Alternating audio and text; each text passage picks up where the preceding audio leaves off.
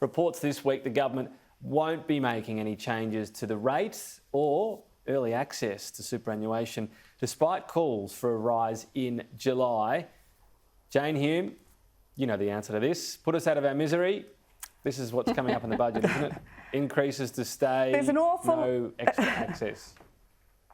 There's an awful lot of commentary, there's an awful lot of speculation, but I'm afraid you won't be getting any from me. I'm not going to be speculating. I'm not going to be speculating on what might be in the budget. We have said from the very start that we will make a decision on this close to the date. And the reason why we want to do that is because we want to make sure that we have the best available information we have to us at the time. I hope you've made a decision by now. The budget's about 3.5 weeks away, so I hope a call's been made at some point. The fact the economy's travelling a lot better, though, Jane Hume, in terms of being able to afford this is a very good sign, and I know we'll talk about that.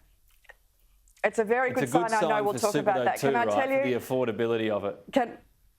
Is it not? Can I tell you what my focus is on? And my focus is on making sure that every new dollar that we put into the superannuation system is done so with an efficient superannuation system with low costs. And that's why your future, your super legislation, come on. You can't let me get into that. This is the most important part of superannuation. I will in a moment. Yeah, I'm going to get to in this. I'm a bit disappointed because I used to cut the corners off my Christmas obviously the right so we call. didn't get the preview. But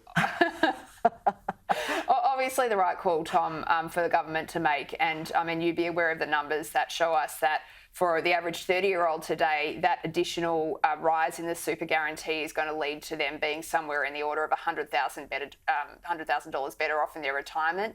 It's absolutely the right thing for Australians and for Australian workers. And I'm glad that if the government does make that call, that we're going down that path. I don't know if Jane can help us try to understand the mentality of this weird coterie of Liberal backbenchers who are just obsessively trying to undermine superannuation. And it doesn't matter if it's delaying the guarantee or letting people use it for housing or whatever it is. But, I'm glad that they're being stared down. Stared down. That's a fantastic one. Every single bit of legislation that we have tried to put through to reform the superannuation system has been blocked by Labor. Blocked every single time. Doesn't matter whether we're trying to get rid of duplicate accounts, whether we're trying to push down fees, put on those competitive pressures, whether we're trying to reduce the burden of unnecessary insurance premiums, or whether we're trying to get better accountability and transparency in the system. Every single piece of legislation has been blocked. Let me put a specific question about one of those. Your super changes. Part of this includes the new performance test. The administration fees are not included. I can't get my head around this.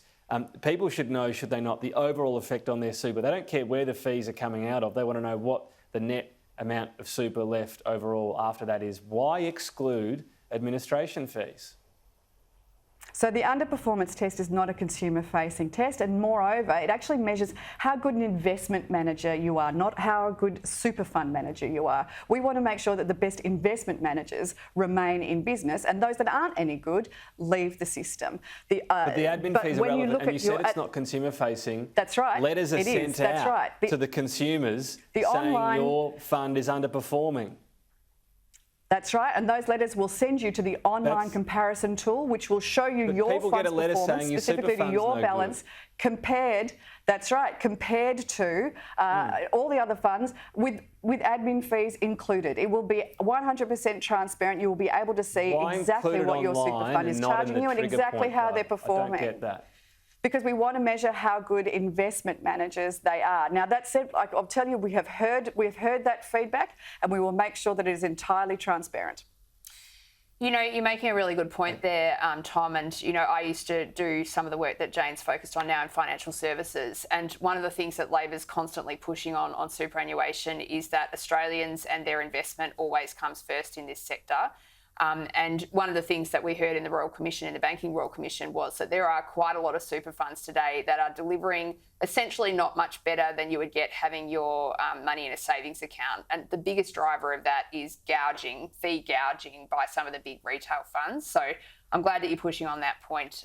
Some of the things that Jane's talked about with super, with transparency, we're of course fully supportive of, but we can't let that admin fees sort of fall off the edge there. It's a very crucial. We've got to go to a break. I'm just going to try one more time because I know, we'd love to get this exclusive. You can't say it, Jane Hume. Maybe if super rises are going to stay in place, just a thumbs up. What do you reckon? Or a week. Yeah, come on, Jane. What I can say is that the super guarantee rise was legislated 6 years ago to go ahead in the middle of this year. We have said that it comes at a trade-off. It comes at a trade-off to jobs and to growth. But that said, it is already legislated and a decision will be made as to whether to go ahead closer to the date. She's a locked box. Maybe that thumbs up was just below the camera.